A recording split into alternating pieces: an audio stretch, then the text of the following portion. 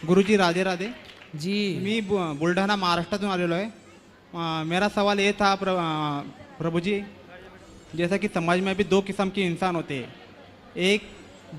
एक समझ लीजिए एक गरीब इंसान है पर भगवान का बहुत सच्चा भक्त है, भगवान का दास है. जन्म से लेकर जीवन भर उसने भगवान की सेवा ही की है. हाँ, पर उसकी परिस्थिति थोड़ी गरीब है, नाजुक है. मतलब वो खाली भगवान की सेवा करता है और थोड़ा अपना पेट गुजारा हो सके इतना कमा के खाता है, पर सब चीज़ें भगवान की करता है. क्योंकि उसके मन में उसके ध्यास में एक ही है कि मुझे भगवान की यही जन्म में मुझे भगवान के धाम में जाना है, भगवान के चरण में मतलब प्राप्त करना है यही जन्म में. इसलिए वो सब काम सात्विक कर रहा है. और हालांकि दूसरा व्यक्ति ऐसा है, वो कभी भी सात्विक काम करेगा नहीं, गलत काम करेगा, पूरे गलत काम करेगा.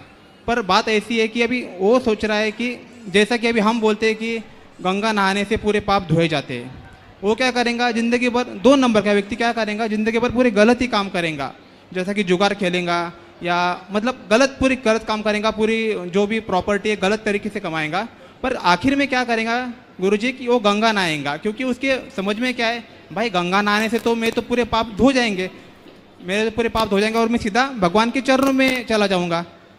मतलब वो तो अपनी जिंदगी बहुत ढंग से जी लिया. उसे गलत फहमी है. गंगा नहाने से सारे पाप नहीं माफ होते. गंगा फिर तो सारे पाप करें और सीधा गंगा नहाएं.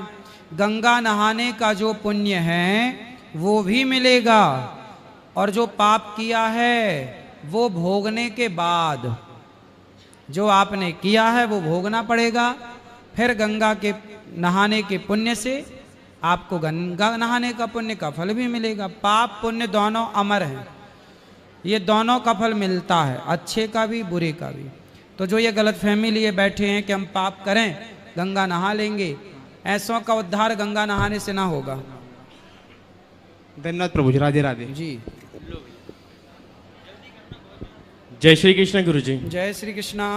गुरुजी, मैं नागपुर से लोक कला सेवा मंडल की तरफ से आया हूँ.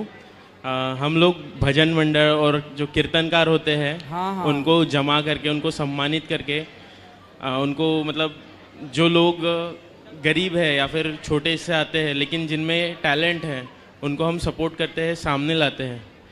तो मैं उनकी तरफ से आया हूँ और हम सभी की तरफ से आपके चरणों में कोटि कोटि प्रणाम. खुश रहिए. मेरा सवाल आपसे ये है गुरुजी, आजकल हर कोई एम्बिशंस की बातें करता है, गोल्स की बातें करता है. आपके भी कुछ गोल्स होंगे, कुछ एम्बिशंस होंगे. अभी मैं अपनी गौरी गोपाल रसोई से खाना खा के यहीं पे आ रहा हूँ. मेरे को वहाँ पे एक ऐसा तृप्ति का अनुभव हुआ कि मतलब मुझे ही इतना सुंदर लगा वहाँ कि यार इतने सब लोग खाना खा रहे हैं और निःशुल्क खा रहे हैं. इतना देख के अच्छा लगा और मेरे को तृप्ति का अनुभव हुआ. मैं सोचा कि महाराज जी जो ये करा रहे हैं उनको कितना तृप्ति का अनुभव होता होगा. जो इतना सब आप कर रहे हो उसमें आपका अनुभव क्या है महाराज जी? आपके गोल्स, आपके एम्बिशंस एक तरीके से आपने अचीव कर लिए हैं. आप उस पोजीशन पे हो कि आपके पास सब कुछ है, कृपा से बोल सकते हैं या फिर मैं पता नहीं, लेकिन उस चीज़ का अनुभव क्या है आपका कि इतनी तृप्ति, इतना शांति मिलती होगी आपको? आपके कुछ अनुभव बताइए हमें. हमारा तो बस ये अनुभव है कि यहाँ जो भी कार्य आप देख रहे हैं, हाँ. चाहे वो वृद्ध माँओं की सेवा हो, अखंड अन्न क्षेत्र हो, गौरी गोपाल गुरुकुल में बच्चों की पढ़ाई की सेवा हो, ये सारी सेवा करने वाले स्वयं भगवान हैं, गौरी गोपाल भगवान बिहारी जी. और हम उनके नौकर बनकर, उनके दास बनकर ये सारी सेवा करते हैं. जैसे आपको शांति मिली ना, ऐसे मुझे भी अपने जीवन में बड़ा संतोष है. ये बात मैं कथा से भी बोलता हूँ कि मेरे अंदर अब कोई इच्छाएं नहीं है. अब तो जो है मेरे मन में केवल ये भाव है कि ये जो अखंड सेवा चल रही है ये सदा चलती रहे, ये भाव है. और कोई कामना अब नहीं बची कि अब ये और हो. जो है बस बिहारी जी की इच्छा से है और वो चलाते रहेंगे, मुझे विश्वास भी है. अब मैं कोई कामना नहीं लिए बैठा.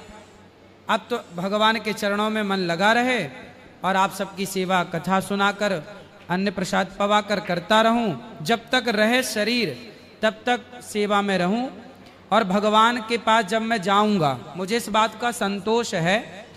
मैं कई बार सोचता हूं कि देखो मरना तो पड़ेगा, मैं भी मरूंगा, लेकिन मरने के बाद हमें ना भगवान की अदालत में खड़ा होना पड़ता है।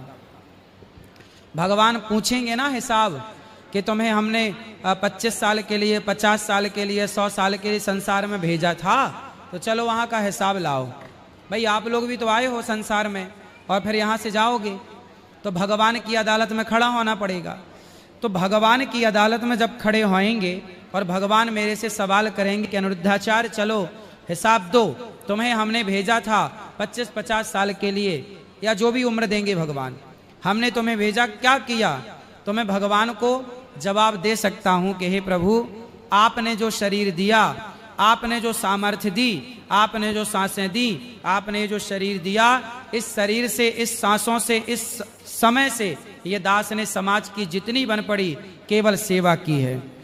केवल समाज की सेवा जितनी अधिक से अधिक हो पड़ी ये दास ने करी। मैं भगवान को जवाब दे पाऊंगा, इस बात का भी मुझे संतोष है कि मैं ईश्वर की जब गवाही होगी कभी, तो मैं गवाही में अपना ये पक्ष रख पाऊंगा कि आपने जो दिया है उसका मैंने आज तक 1 रुपए का दुरुपयोग नहीं किया। आज तक मेरा कोई खर्चा नहीं है बहुत बड़ा, जो जरूरी है वो तो है ही है, दाल रोटी का ही खर्चा है मेरा, बाकी कोई खर्चा नहीं। मैं कपड़े भी पहनता हूँ ना तो आप लोग देते हो वही पहनता हूँ। मैं कपड़े भी खरीदना कम पसंद करता हूँ, जो आप लोग दे जाते हो वही कपड़े पहन लेते हैं, जो आप देते हो वही चीज़ें हैं। तो आप कुल मिलाकर ये समझिए कि मैं यहाँ के लिए तो जो है मैं अपनी वहाँ की भी तैयारी कर रहा हूँ जवाब देने की, तो वो जवाब देने की तैयार संतोष है कि हाँ हम जवाब दे पाएंगे। और हम कथा में ये बात आप लोगों से पूछते हैं कि हम तो जवाब दे पाएंगे, आपसे भी सवाल होगा तो आप भी जवाब दे पाइएगा, इसलिए आप भी समाज की सेवा कीजिएगा, आप भी अच्छे कार्य कीजिए, क्योंकि जवाब तो सबको ही देना है। हमारे लिए कोई संदेश, हमारे लिए मतलब हम यूथ के लिए कोई संदेश, आपकी आज्ञा? बस आप जैसे बच्चों को यही निवेदन है कि खूब पैसा कमाओ, अच्छा, और पैसा कमाकर खूब समाज की सेवा करो। पैसा ज्यादा कमाना चाहिए, आज के यूथ को बहुत पैसा कमाना चाहिए, परंतु उस यूथ को ये जान लेना चाहिए कि पैसा कमाएं, अच्छा पैसा कमाना बुरा नहीं है, कमाना बड़ी बात नहीं है, पैसा कमाना बड़ा नहीं, बड़ी बात नहीं है। आजकल तो लोग शारीरिक शोषण करा के और करके भी पैसा कमा रहे हैं, जैसे सामान्य भाषा में वैश्यावृत्ति कहा जाता है। पैसा तो वैश्या भी कमा लेती है, पैसा कमाना बड़ी बात नहीं है, पैसे का उपयोग करना। आप पैसे का उपयोग क्या करते हैं? कुछ लोग आपकी एज के बच्चे पैसा कमाएंगे, बड़ी गाड़ी खरीद के ले आएंगे, बड़ा मोबाइल ले आएंगे, और पैसा कमाएंगे महंगी महंगी शराबें पीने लग जाएंगे, और पैसा कमाएंगे महंगे महंगे क्लबों में जाना शुरू कर देंगे, बारों में जाना शुरू कर देंगे, चरित्रहीनता के लिए लड़कियों को नचाना शुरू कर देंगे। तो ये पैसे का केवल मिसयूज है, दुरुपयोग है। मैं हाथ जोड़ के भारत के प्रत्येक जवान भाइयों से कहना चाहूँगा, खूब पैसा कमाओ, पर उस पैसे का 1-1 रुपया अपने परिवार में, अपने उत्थान में और समाज की सेवा में लगाओ। पहले अपने लिए जोड़ लो, अपनी इच्छाएं पूरी कर लो, अपनी जरूरतें, इच्छाएं तो पूरी ना होंगी, जरूरतें पूरी कर लो।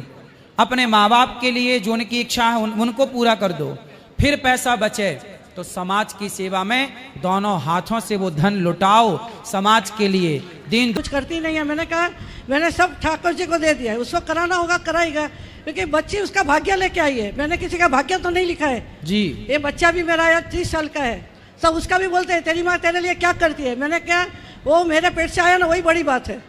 मैंने उसका कर्मों लेके आया है, मैं मेरा कर्तव्य किया ना, बड़ा किया, उसको कमाने, अभी कमाने तो पति आपके आपसे शिकायत करते हैं? हाँ, अभी नहीं करते क्योंकि वो आपकी कृपा हुई। अच्छा। मैंने भागवत में पढ़ते पढ़ते एक बार मैंने टीवी खोला, लॉकडाउन के बाद की बात है, मैं खाना बना रही थी, तो मैंने कहा देखते कुछ, तो आपका आया उसमें। अच्छा। तो मेरे हस्बैंड बैठे थे, तो पहले गुस्सा हो गए, एकदम थाली फेंकने लगे, ये सब क्या, तुम सुबह से पूजा पाठ करती हो, फिर ये देखती हो, फिर वो करती हो।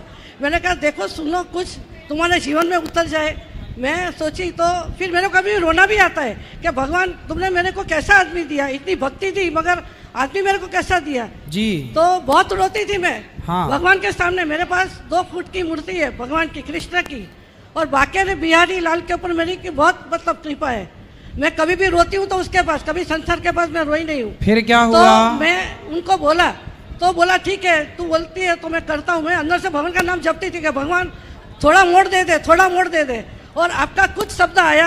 हाँ। फिर मेरा बेटा एक बार बैठा, बोलता पापा सुनो सुनो, इसका बहुत सुनता है मगर मेरा ये बेटा बहुत प्यारा है उनको।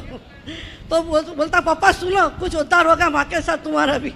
और तब से वो सुनते गए। संस्कार पे आपका आता था, अभी करीब बहुत दिन से आता नहीं है। तो साधना पे आ रहा है, साधना। तो मैंने अपना केबल वाले को बोला, बोलता अभी नहीं मालूम कहाँ पे आता है। साधना चैनल पे आता है। तो उसके लिए मैं वृंदावन आई कि भाई गुरुजी को मिलूं, क्या बात है बंद क्यों हो गया। चालू है। तो मैंने अपनी, मेरा मंडली भी है, मेरी 10 बहन है मेरे साथ। तो हम लोग वहाँ पे किसी को बर्तन दिया, किसी को खाना बना के देते हैं, सब ऐसी सेवा करते हैं हम लोग भी। फिर पति के जीवन में बदलाव हुआ कि नहीं? बहुत हो गया, अभी तो वो भी सुनने लगे, बहुत सुनते हैं, मेरे भी सुनते हैं अभी तो, पहले तो सुनते नहीं थे, अभी तो बोलते हैं नहीं मेरी औरत अच्छी है। अभी सबको पहले तो गाली देते थे, तो पहले बोलते थे अच्छी नहीं है, अच्छी नहीं है, सबको भक्ति में ऐसा ही बोलते हैं। ये भी बात सही है, बुढ़ापे में प्यार भी होता है, मैंने सुना है। मेरा भाई बोलता है भक्ति में है ना, आउटलाइन में तो नहीं है, अच्छा है। तो आप कृपाएं बनाए रखिए मेरे हस्बैंड के ऊपर कि वो भी भक्ति में जन्म। और मैं एक ही बोलती हूँ, जन्म मरण से निकल जाओ, जन्म मरण से निकलना है हमको, तो अभी संसार चाहिए ही नहीं। जी जी सही है, बराबर ना। राधे राधे। राधे राधे। बोलो क्यों, मैंने सुना बुढ़ापे में प्यार बढ़ता है, ये बात सही है कि गलत है? मैया बताओ, सही है? मैया तुम तो ऐसे शर्मा रही हो जैसे हम तुम्हारे जेठ हों। राधे राधे गुरुजी, आपके चरणों में कोटि कोटि प्रणाम। जी गुरुजी, हमसे एक प्रश्न ये है कि भक्ति को लोग ढोंग क्यों कहते हैं? भक्ति को लोग ढोंग क्यों कहते हैं? भक्ति को क्या कहते हैं? ढोंग। ढोंग ढोंग कहते हैं कहने वाले। इससे बहुत कष्ट होता है ना। कोई बात नहीं, इस संसार में अच्छे लोग कम हैं, बुरे लोग ज्यादा हैं, इसलिए ढोंग धतूरा कुछ भी कहो, आप अपना कार्य करते रहो। हाथी चला बाजार, कुत्ते लगे हजार, कहने वाले तो सीता माँ को भी नहीं छोड़े कहने से, तो हमें और आपको कैसे छोड़ेंगे? जी गुरुजी। जी गुरुजी, कहना ये चाहते हैं कि हमें भोलेनाथ में जितना आंसू आता है उनको प्रतिमा को देख के, उतना श्रद्धा में और किसी भक्ति में अच्छा है ना, तो भोलेनाथ जी का चिंतन करो, क्या बुराई भोलेनाथ जी में? जी गुरुजी। ठीक है जी। जो YouTube पर जुड़ रहे हैं ना, चैनल को सब्सक्राइब कर लेंगे और शेयर कर लेंगे। आज के लिए इतना ही। जिनको प्रश्न पूछना है, कल फिर प्रश्नोत्तरी होगी। आज के लिए इतना। सबको जय श्रीमन नारायण, जय श्री कृष्णा, राधे राधे। जिनको मिलना